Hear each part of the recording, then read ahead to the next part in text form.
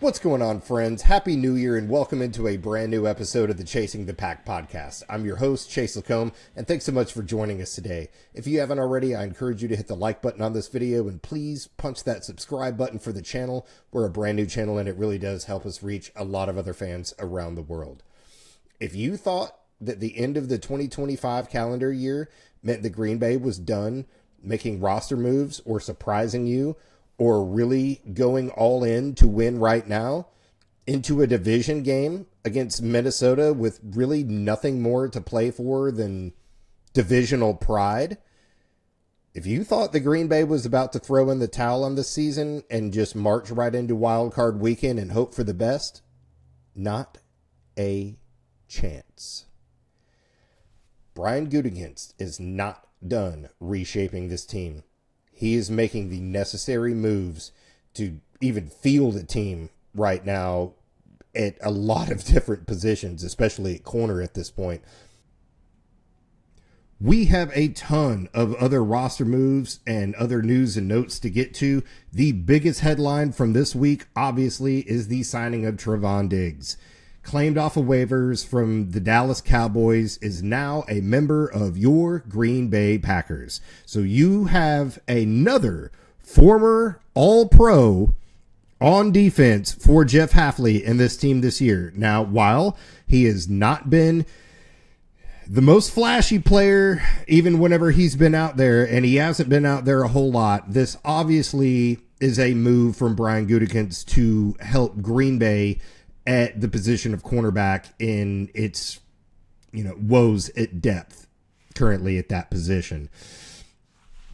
Diggs was an All-Pro in 2021, a Pro Bowler in 2021, 2022, but he's only played in 8 games this season. That's a problem.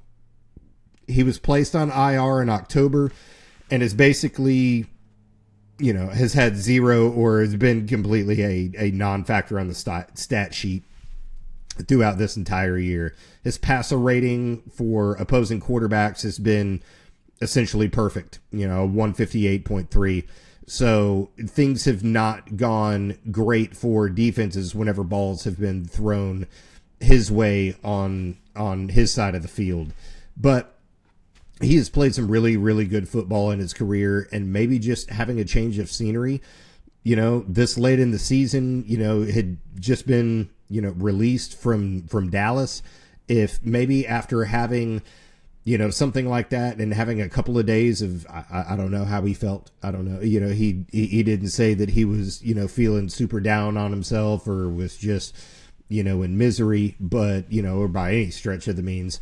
He was taking his kids out to Dave & Buster's whenever he found out about Green Bay. But I think that there is, definitely some potential for him to still have some magic left in his shoes and in his hands, taking a field out there potentially here with a new team, being reunited with one of his best buddies from Dallas and Micah Parsons. And, I think that just maybe getting out of Jerry World can potentially pay dividends and reinvigorate what was once a very illustrious and promising career for Trevon Diggs. And Green Bay certainly, I believe, could use some of that spark. This deal, though, it's a pretty easy deal for Green Bay, and I think this is what you budget for early in the season and early in the year to be able to have the ability to pull the trigger late in the season, if injuries crop up or, you need any type of, break glass and type, in case of emergency type of situation. But, but in this case, I think in this deal, this late in the season, we're not talking about the last month of the year. We're literally talking about the last week of the regular season. But Diggs' contract would essentially, because it does look like he's going to play, he'll probably receive the $531,000 for the last week of the deal, which equates to about a 1-year, $8.5 million deal. If you looked at kind of the median between the two of, the, what was it, $461K, if he didn't suit up, and the $531 So I don't know. I kind of took the median between the two and looked at, about an 8.5, give or take a little bit here or there. But let's not be clear. He's not Micah Parsons. He is not Micah Parsons. He is not going to have that type of direct impact coming right out of the gate that Micah did for Green Bay, because I mean, that was week 1. And even Micah had a few extra days. I think Micah had about 5 days, maybe 4 days, but I believe it was about 5 days that Micah had to prepare before week 1. Yeah, Trevon Diggs does not have that today. He's literally, he has Thursday and Friday to even get what the, well, I guess Micah had to learn it too, but just what the same calls, the nomenclature, what you call this, what you call X, we call Y, what you call Z, we call, yeah, I don't know. I'm not a football player. It have been, so I don't really know, but I know that it's going to take a lot of getting up to speed very, very, very quickly for Diggs. I do believe that Micah Parsons is going to be influential and helpful in getting him ready to play and putting him in the best, seat to succeed that Micah probably, can throw to him, being a different positional player and not having been out there for the last couple of weeks. But, if you listen to his post-practice presser, if I can say that, Diggs was saying that, immediately upon learning that he was coming to Green Bay, whenever he was taking his kids out to Dave & Buster's or getting ready to, that, he immediately hit up Micah, and, Micah said that, you've got a place to stay, had a room or something for him if he needed, had a car for him if he needed to. But he said that, whenever Diggs asked, what's it like being in Green Bay, that it's a lot of work. It's very different, and you're going to like it a lot. I think that this is probably the type of atmosphere that he has been needing in order to take that step after his ACL injury and get back to being the type of all-pro player that he was. He's still young enough to be able to do that. I actually don't know his age. I'm assuming probably somewhere in that, 26. Let's see here. 25, 26, I would imagine. I think he was born in 1998, if I remember just running across seeing his birthday. So if he was born in 98, God, so young. Yeah, I'm not even going to try to do the mental math on that and bore you guys with trying to figure it out. You could probably Google it. I'll probably flash it up on the screen. But anyway, does he play for Green Bay next season? I think it's unlikely. Now, I know that Green Bay is going to be wanting to retain depth at cornerback after after the injuries it saw itself become decimated with this year. So having a former All-Pro, and especially if he looks, really good, or even, very serviceable, if he looks, like somebody who just got a new chance and you put him into roles that were designed for him to succeed, and he went out there, covering, Justin Jefferson one-on-one and just tracked him the whole field all night long. And, it was a shutdown corner there against one of, arguably the best wide receivers to play this game. Yeah, you start to really take a look at this, and then you give him, a lot more looks and opportunities in Wild Card Weekend. And if you really see that there are some chances, or excuse me, if there are, some high strong, not just flashes, but you really seeing high end level play or a good resurgence out of Diggs, then I think that you retain that you retain that player, and you go about trying to figure out what is a number in your contract that we can both come to terms with based on his level of play, his ability to, stay healthy and stay on a field for a full season. A lot of those are going to be major, major questions for how much money, he would be worth next year. And does he get an offer for a contract going into next season? But If not, Green Bay gets him for the next 2 games this season, and we tip our cap and we say thank you for coming in here. And I think that he has a really good time playing a few more games with his buddy Micah Parsons.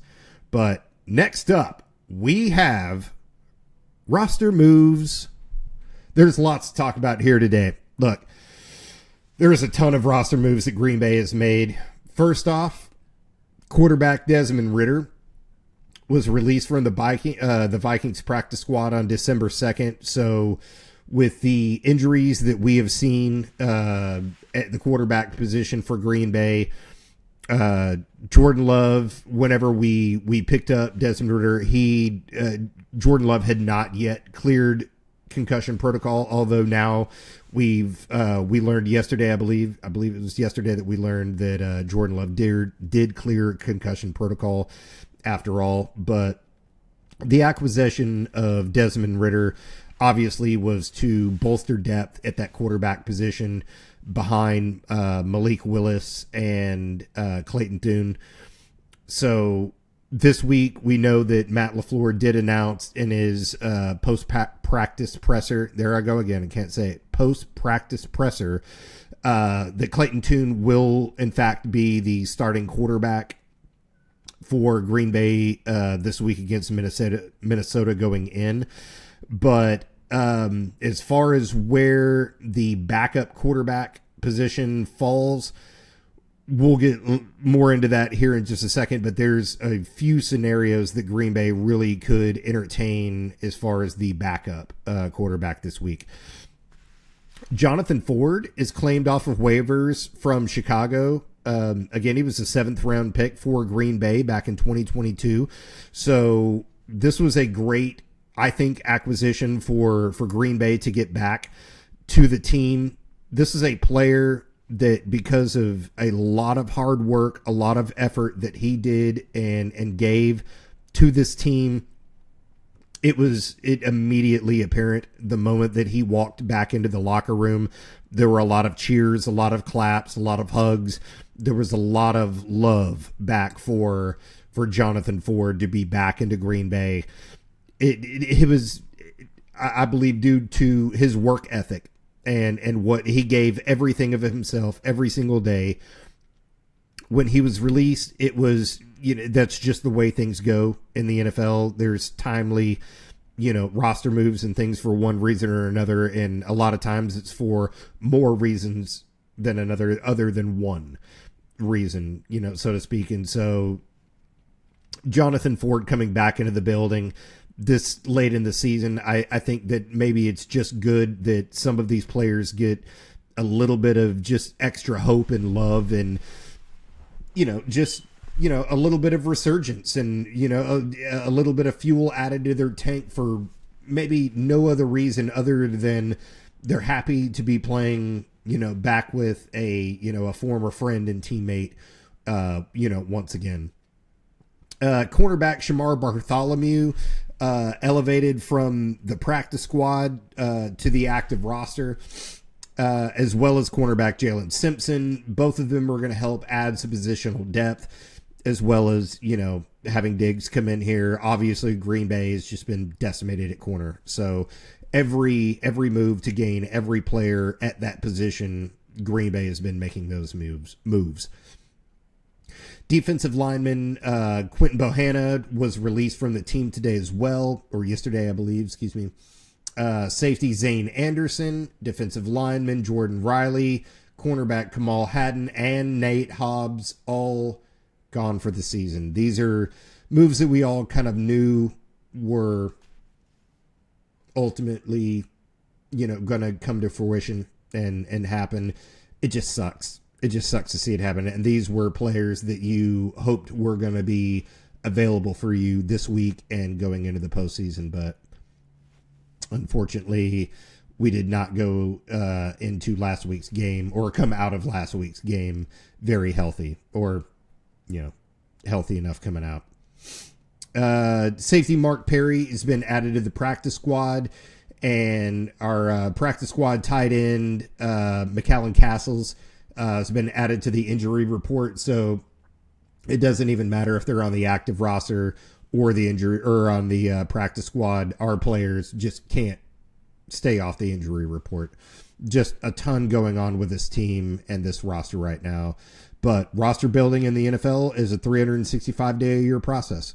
And right now, Green Bay and Brian Gutekunst and Matt LaFleur, they are continuing to build and bolster this roster and bring up players from their own team, from their practice squad, call-ups from other teams, and acquire these players when and where they can to really give themselves a punter's chance, with a ticket into the postseason at hand or in hand, and give themselves the best chance for success that they can moving into wildcard weekend. Let's talk a little bit about a few things in some other news. We have a few likely scenarios at the backup quarterback position. It could be Love that we see out there as backup. Now, this is, to me, my least likely expectation. I mean, if Clayton Tune goes down and, on the first drive, you don't want to see Jordan Love out there handing the ball off for 3.5 quarters. And that's just a recipe for disaster. If Jordan would be out there, I would think that they would have activated, 3 quarterbacks for this game, and that you would see him as a third string and, potentially behind Malik. You could have Malik at backup, but do you feel confident enough in his shoulder and Malik's ability to go out there and stay healthy throughout this game? Especially if, Clayton Tune goes down early in this game. With the way that Malik's shoulder and now is listed on the injury report with a hamstring injury, which, I had noted earlier this week and, had in my notes coming out of this game that I saw Malik, go over to the sideline after, the end of a drive, and he got checked out, for a hamstring injury. I thought that was something to be, concerned about going into this week. And yeah, sure enough, it cropped up on the injury report this week. So even though he did come back into the game, ultimately Malikwillis and that hamstring were still something to be concerned about ultimately. You could also activate Desmond Ridder to the active roster and have him back up Clayton Tune. I think in a perfect world, this is probably, Matt LaFleur's first choice, or would be for his game in a perfect world. Ultimately, you would like to have Malikwillis and Jordan Love, be out there in hoodies on the sideline for this game. Ultimately, I think you probably see Desmond Ridder, Malikwillis, and Clayton Tune all active for this game. I think you put the 3 backups in there. I think Malikwillis is the third backup. And he is a fail-safe. I think Jordan Love is not going to be, a factor, or even you wouldn't put him in this game for any reason other than you absolutely had to. Almost in that scenario, there has got to be somebody left on this team who took snaps at quarterback in high school that could just hand the ball off, in a pinch. So what's the ultimate goal for this weekend? You keep Jordan healthy for wild card weekend. That's obvious. You keep him, you get him healthy. You want Malikwillis to be there in case that he would need to come in at any point in wild card weekend or later on in the playoffs, should Green Bay advance. So I would really lean heavily towards Green Bay not wanting Malik to take a snap in this game at all either. He's likely to get a starting job, and collect a really good paycheck, either as a first backup on a team that he's, potentially has a legitimate chance to win a starting, position at, or, he's just, good enough to go ahead and win a starting quarterback position in this league. But otherwise, he's set himself up for success and has really worked his entire life to go out there and earn a paycheck for himself and his family, doing what he does. So I think that you have to, make sure that he stays healthy in this game and likely, probably, hopefully doesn't see the field at all. So a lot of uncertainty still as it remains at the backup quarterback position this week, but certainly we know that it will be, Clayton Tune under center going into going into week 18. The Packers outlook for this week. I know that it can seem kind of hard to get really excited for any game, without much left to play for in the grand scheme of things this season. There's no seeding that we can win, but things haven't exactly gone to plan for the health of this team so far this season. And, while we're in the dance and it almost feels like that we're waiting to just kind of get knocked out and get our hearts ripped out, once more, as we all seem to like to do watching this team every single season. Hopefully that doesn't happen against Chicago this year, but because we'll never hear the end of it. But, we only get so many of these games, to watch each and every season. And while it seems like there's, nothing to play for in this game and it's kind of a throwaway game, there's just there's only so many that we get, a privilege to watch, play. And a lot of these players are likely going to be gone next season. These are potentially the last one or two games that you're ever going to see some of these players, play, in the green and gold. So, and there's a lot to still watch in this game, even though Green Bay doesn't really have a lot to play for. There are a lot of new players and a lot of players who are stepping up. This will be the very first game, for some former extremely star players, to come in here and step up for Green Bay potentially. And we would love to see a Trevon Diggs go out there and and look like an all pro. What a game if he went out there and just killed it for Green Bay and just absolutely, showed why just a change of scenery was likely all he really needed, and to get back playing some football, with a good friend and just get into a positive atmosphere once again. Because look, we're going to have a long summer and a long off season. Enjoy these games while you can, even if they're a little bit hard to watch, even if you have somebody like Clayton Tune under center. I don't think any of us saw that coming, earlier in this season, or anticipated that going into week 18. But that's the reality that we live in, and Green Bay does still have a golden ticket that it is already punched to go into the playoffs. That's going to do it for me. Again, if you haven't already, hit the like button, smash that subscribe button, help us grow this channel, help us reach other Packers fans worldwide. I'll be back here breaking down the Minnesota Vikings game after that one is over, looking into Wild Card Weekend and anything else moving forward ahead for Green Bay. And until next time, be safe, be well, and as always, go Pack Go.